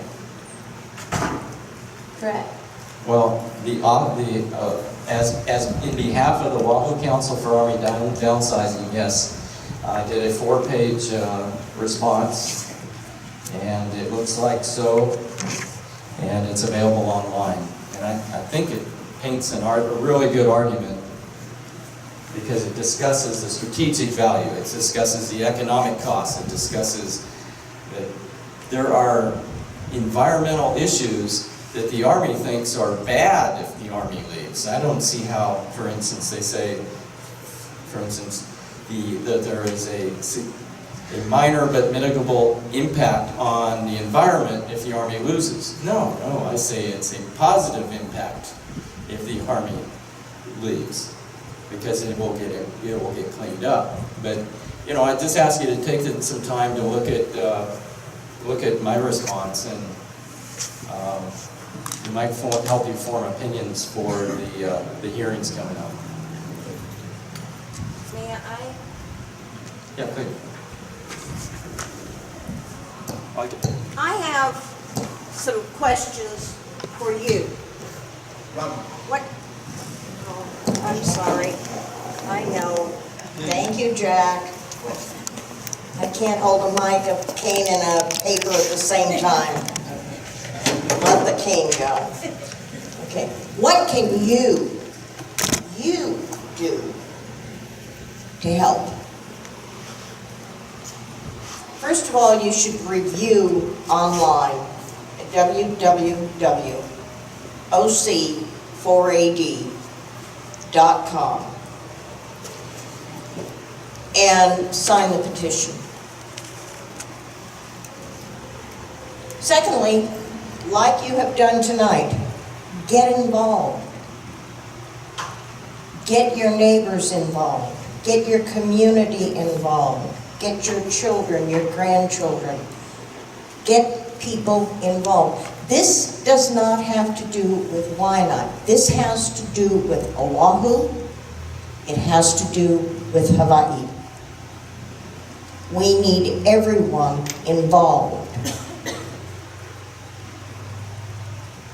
Contact your congressmen and your senators. Let them know how you feel. Let them know what you want them to do, because they work for you. They don't realize this sometimes, but that is what we say when we elect them, is we elect them to work for us. Contact them and let them know that we want them to work for us, that this is their job. Share with them your feelings.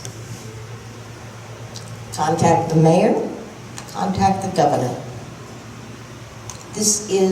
And contact the mayors of the other islands. This is a Hawaii problem. This is not a local problem. This is a problem for all of us. And we all have to get involved, and we must get elected officials involved. We must let them know how we feel. We must let our pastors know. And we must let our neighbors know. This is our responsibility. Attend and participate. That's the best thing you can do. When these meetings are called, please, like you did today, attend and participate. Right now, we're in the mode of, we need the Army to go home. We need them to leave. They are not a viable force on this island. The Marines are a viable force and they can deploy.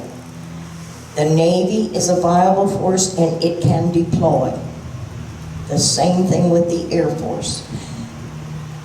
You can't have a viable force that it takes 1 year for them to become active in the job they're supposed to be doing. If we had another Okinawa, Would it take our Army a year to be able to fight the battle? That's ridiculous. But we don't have 300 planes that could land on Okinawa. So where would they land them? I mean, the Army is not a viable force here. They are extremely viable out of the SeaTac, Seattle area.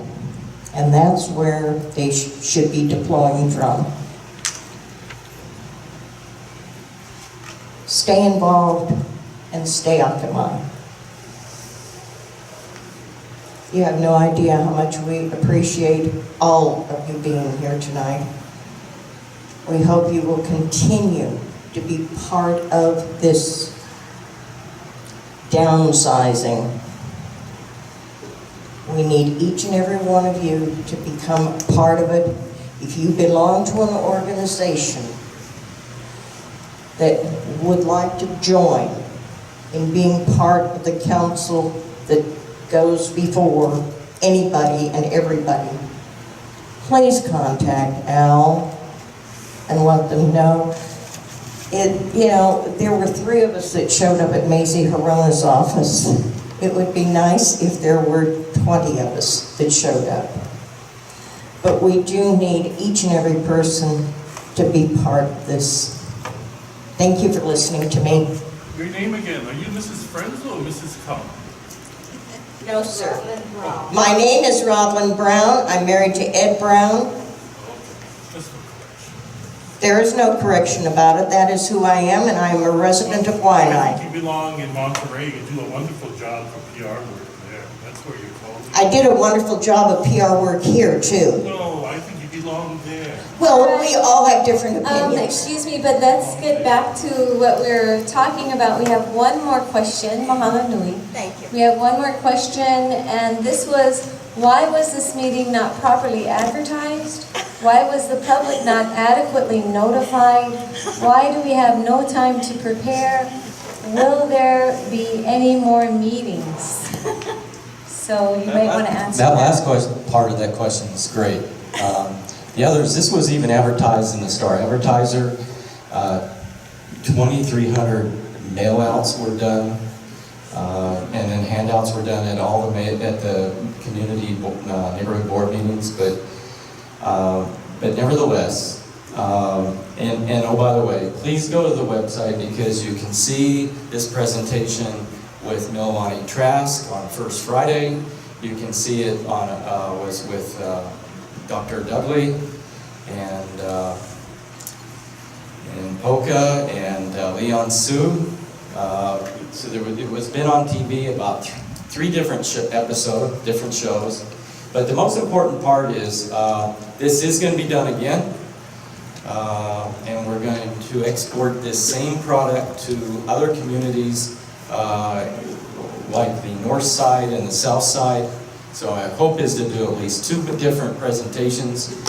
This is more of, if this issue doesn't sell in the Leeward Coast, it's not going to sell anywhere because of, the constituents that are out here, the Hawaiian people in particular, that this should play well to. So now we can go into the other locations where it may not play so well, but we still need to export this communication to them as well. With the intent to prepare people and get them motivated to show up for the hearings. Okay, so we're going to conclude the evening. I just need to make sure as a Kanaka Maoli and a Hawaiian national, that all the audience understands the difference of opinions and that we're sitting here and we're listening to what people say and how they feel. I think one of the ways you could get Hawaiian nationals to support the idea is that it is an increment of demilitarizing our aina and our kingdom. So that's why you're going to have a lot of Hawaiians, if you are lucky, in the audience supporting it. So that's always important to remember that our audience is diverse. We're not just looking to get rid of the army, but we are looking at a demilitarization because of the occupation of the Kingdom of Hawaii. And hopefully, because those of you who are foreigners here, not Hawaiian nationals, but you've chosen to take this on, We'll also be able to work together in the future, and that's what I see as an opportunity for all of us living in this Waianae who care about this Aina. So Mana, all of you, Manu, you know, given the recent DOI, I don't think it's a goal, quite honestly. I mean, even Al didn't think that the DOI was anything but hostile. So, you know, to ask the Native Hawaiian community to come forth and be participating in 2015, I think is totally unfair, because we who were there have not been able to reach out to our people as to what actually happened. See, so there's a little bit of... there is. It's going to be a Thank hard you. negotiating thing, but what I'm trying to focus on myself is the idea of returning the land, getting a benefit of the infrastructure, admitting that the Army really doesn't have a place here right now, and benefiting from that. And if we can take it one pohaku at a time, then sooner or later, you know, we'll have that beautiful rock wall and that loko'i'a and those fish, you know, swarming around. So that's my sense of it. I'm very happy to be able to be a part of any opportunity that's going to be able to return Aina and assets back to our people to take care of and to steward all of our people. All of our people. Manu? Hold on a second. Are we going to have an answer? I know you're trying to sort of wrap up, but a couple things. I see 2 hands held, and we'll give you a chance to speak. We got a little bit of time left. But I want to share something with you that I haven't had any time to research, but a gentleman in the audience who is a DOD employee, just as for instance of what possibilities exist out there. I was not aware, for instance, that the Navy was moving its ammunition out of Lulu'ulue to West Lock entirely. Okay? And I did not know that the Army has a $300 million military construction project to move its ammunition out of Lulu'ulue entirely to West Lock. So let's look at that aspect. Okay, that's information I didn't know, but it's great information. Look at it from the standpoint, if there was no Army, there's no need for a $300 million military contract. There's no reason to have the ammunition. Now, we could actually argue that that ammunition could be pre-positioned war stock, and it could be at Lulu'ulue. At West Lock. It could be anywhere in the Pacific for that matter. But nevertheless, 300 million may not necessarily be needed, but the more important message is Lulu'ulue wouldn't be needed for ammunition anymore. Think of the huge contribution to the leeward coast of acquiring that.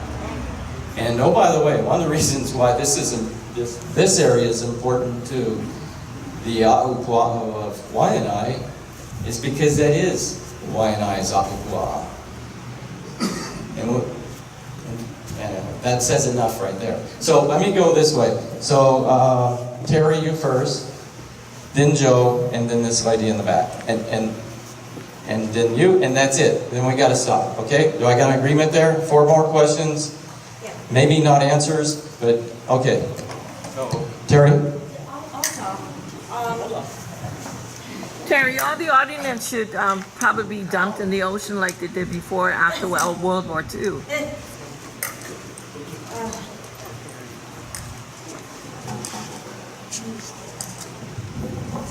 I just wanted to mention that, you know, this discussion is very centered on Oahu. Okay, but if you look at if you look, You're good, Terry. thank you. If you look at the Army, a lot of what they have been expanding has not been here. It's been on the Big Island. So they have now 133,000 acres, 4 koho'olaves in the middle of the Big Island. So I think it's really important for us to get a really big picture, you know, and not just focus in on, here's our opportunity, because these guys shift. They shift a lot. And so I think we should have more of a discussion, even the next time, of what does the military in total look like in Hawaii. The other thing is, I disagree with you, ma'am, you know, about kapu.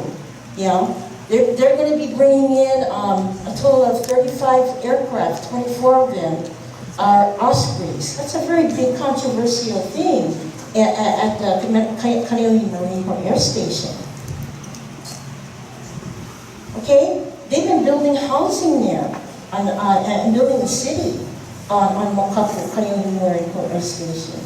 So all I'm saying is that for us, who have been fighting for a long time, Right. you know, yeah, Yeah. let's get a really big picture of what's going on with the military, missile defense, Bombing on Mauna Kea.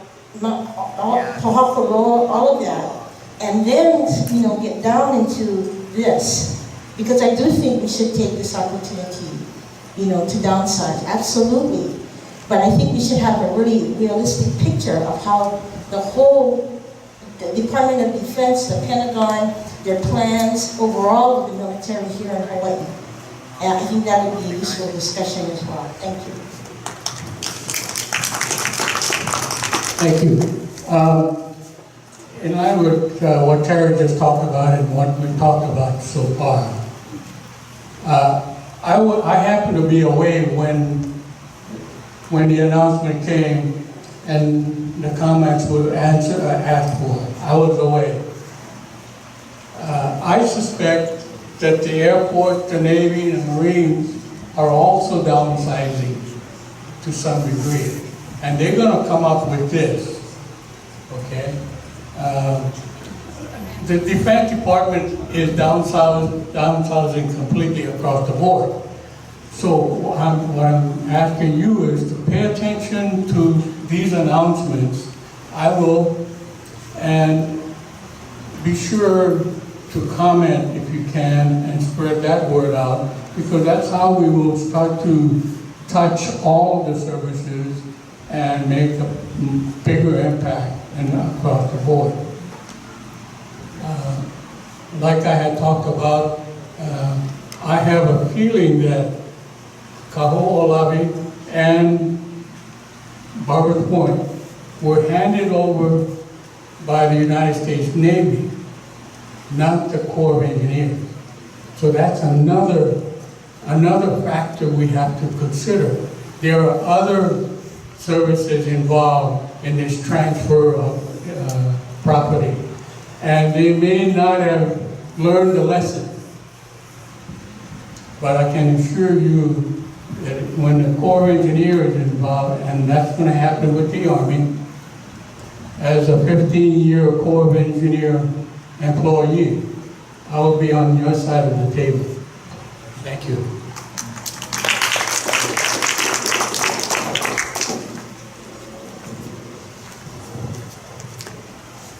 Aloha, my name is Inez. I was told to use this microphone, but I like this one better. Okay. Hi, Al. Thank you. Hi, my name is Inez. I'm a resident of the Waianae Coast, born and raised military.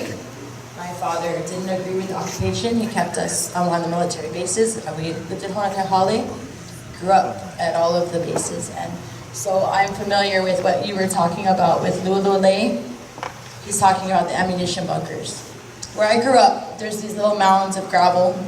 They put the nuclear warheads, and I think, and you know, you want to talk conspiracy theory, biochemical warfare like flesh-eating bacteria, Ebola, things, warheads, you know, they put them in the ground. Well, nuclear weapons, after 10 years, they seep into the soil. So, you know, there were no nuclear wars, right, in these past 20 years or so that I grew up in Ho'okahi. They have a massive magazine, ammunition magazine is the terminology, in Lu'ulu'ulei. So in the time of me growing up, I grew up around these where you can't pull on the side of the road, you can't take pictures. You're going up Koli Pass up into Schofield, beautiful. Grew up Army, corporal, I didn't realize that.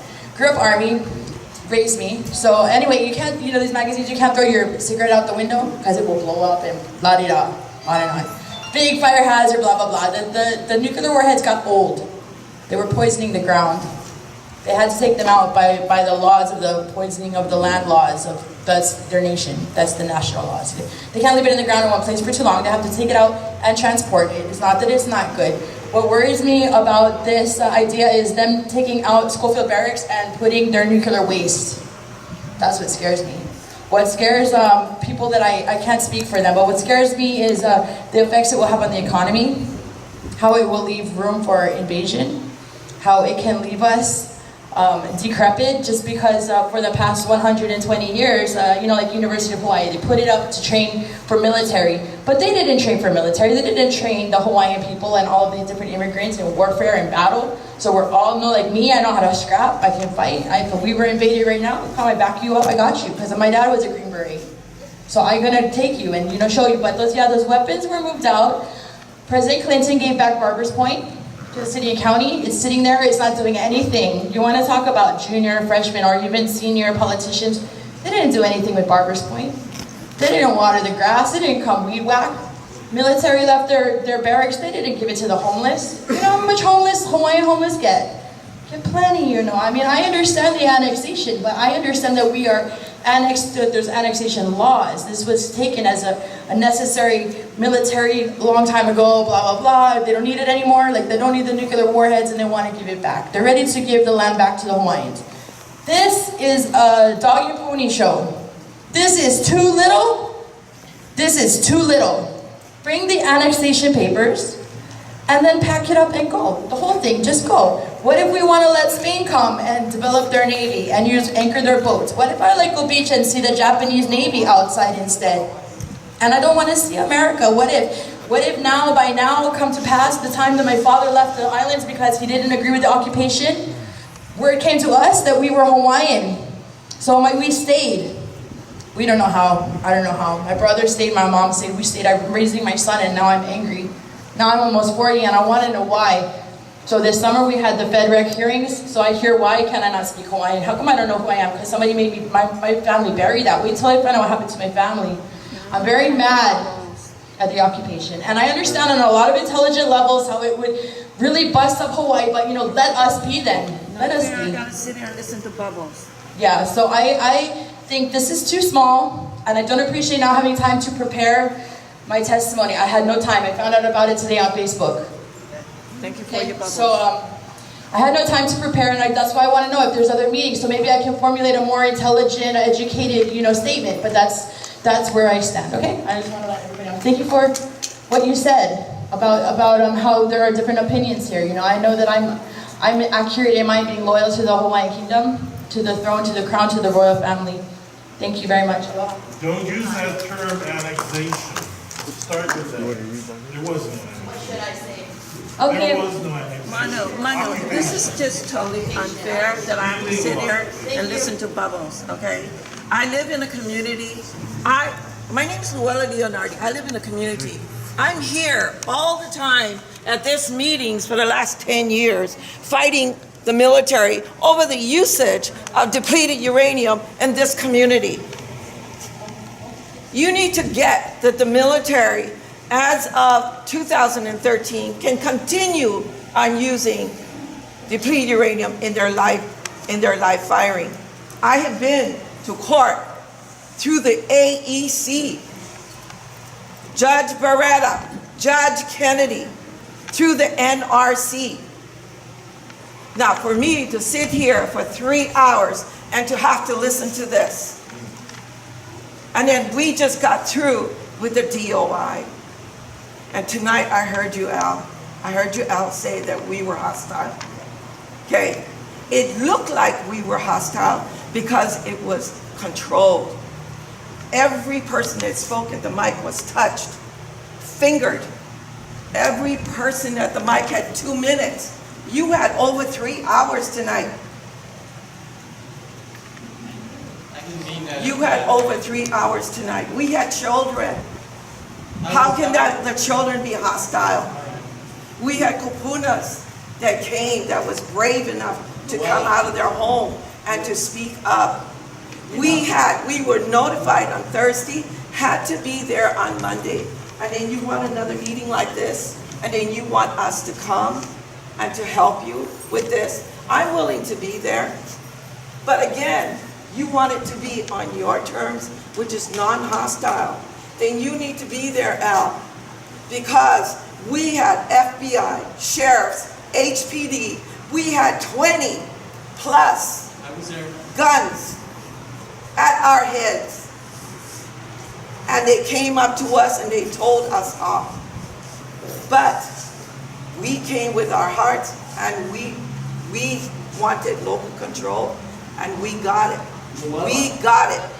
This is not about... I understand I'm off topic, but when I hear Al say that we were hostile at a DOI meetings, that is just totally unfair.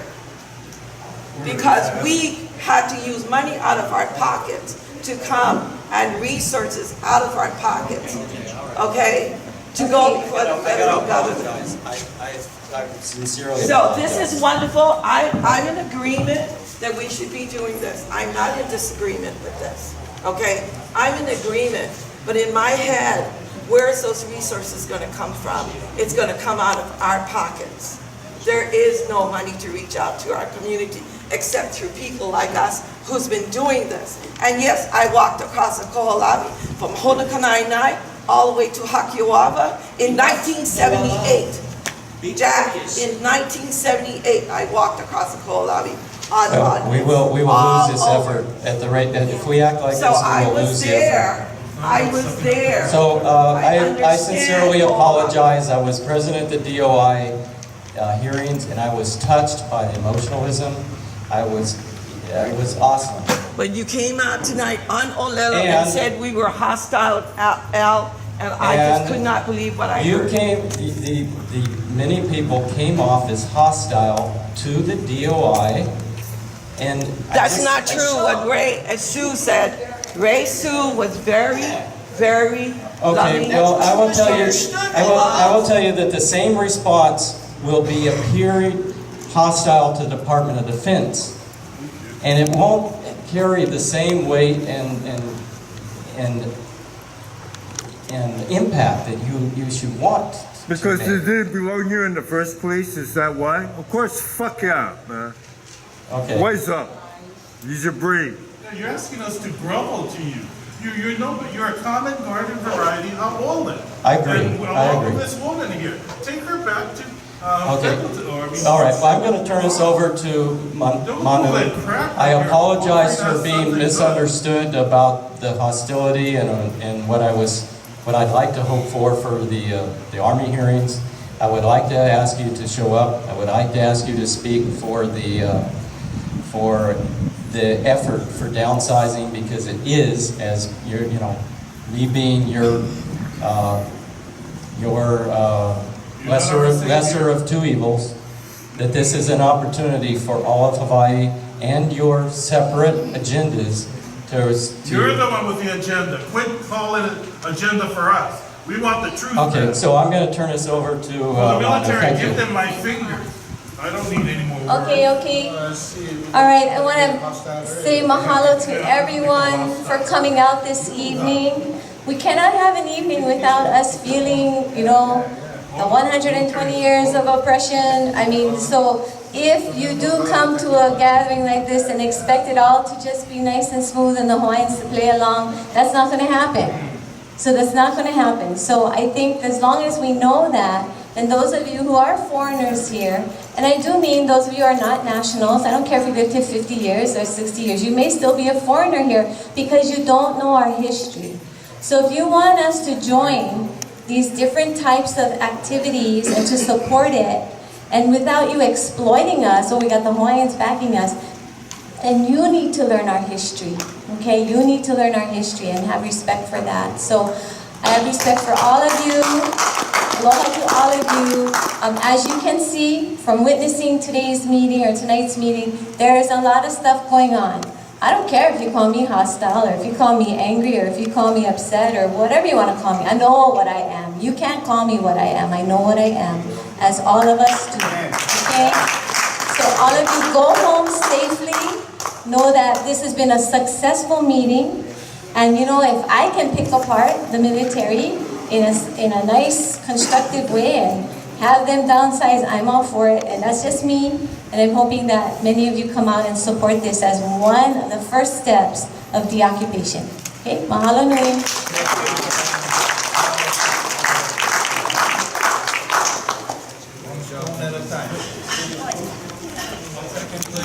So, evidently there's a lot of healing that has to be done. And, you know, we all, before we start running, we have to learn how to crawl. Sometimes we ask too much. And yet we have reason. Some of you in here have more reasons than I do. And the thing about it is my involvement over the past 30 years as a Hawaiian national, I have seen a lot of good people, a lot of good families that have the rights to the Aina. And I've seen a lot of royalty that I've talked with, basically.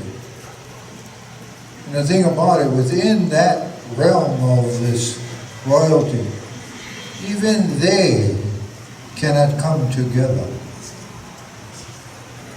I have asked some of them when I've met with them, I've asked them to reinstitute the House of Nobles. The reason for that is that only them have the right to choose who is a member of the House of Nobles. Because that House of Nobles had the duty and responsibility of selecting who was the moe, or the king or queen. And there would be no faction that would go against them. And yet to this very day, there seems to be something missing.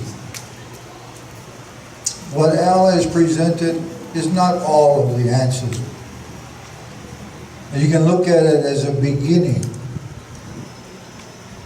And sometimes we have to look for the weakest link in the chain. And we have to go to that link and hammer so the chain is broken. This army downsizing may be just that link. We have to be cognizant, aware of what's going on. You should have people on your committees, Al, that represent a certain degree of the community. But you know, we're in times that the world is in turmoil. Things are happening. Ebola was not a threat 2 weeks ago. Ebola right now is a threat, not only in African countries, but right here in the doorsteps of the continent of the United States. So we're in serious times, very serious times. And I just ask that you people just absorb what was presented to you and take a look. How do you can fit in it? Is it worth your while? We have people like Ken Conklin making remarks. Ken Conklin made remarks about me when I was thrown into prison for 1 year. When I told him that I am not a United States citizen. I am a Hawaiian national, and I have no obligation to the state of Hawaii. So I'm very much aware of what Ken Conklin can do. He's gifted with words. Too bad. I told him, I said, too bad you're on the wrong side. I've told the Danner sisters the same thing. So I just wanted for us to leave with a good heart and good spirit. Dear Lord, we thank you, Lord, for this time. Lord, a lot was said, Lord. We pray for understanding, Lord. Lord, let us go forth, not with our minds, Lord, but with our pu'uvai, our hearts. As you have brought the first people to this place, and you guided them here, we ask that that same wisdom and that same guidance be with us today as we leave and go home to our homes and family. Bless us as we travel, Lord. In Jesus, your precious name we pray. Amen. Brother Deers is going to hear it. He's going to get pissed when he finds out what I said. And I apologize for saying hostile in a bad way. I didn't really mean it that way. Oh, yeah, it seems like you're correcting us. No, I Get the terminology right now. You're doing what you need to do, but when it comes to me, it's the same old crap over and over. Well, help me out on the message. We're not hostile, we're angry. We're not. No, angry is better than hostile. Yeah, hostile is a little bit more upgrade.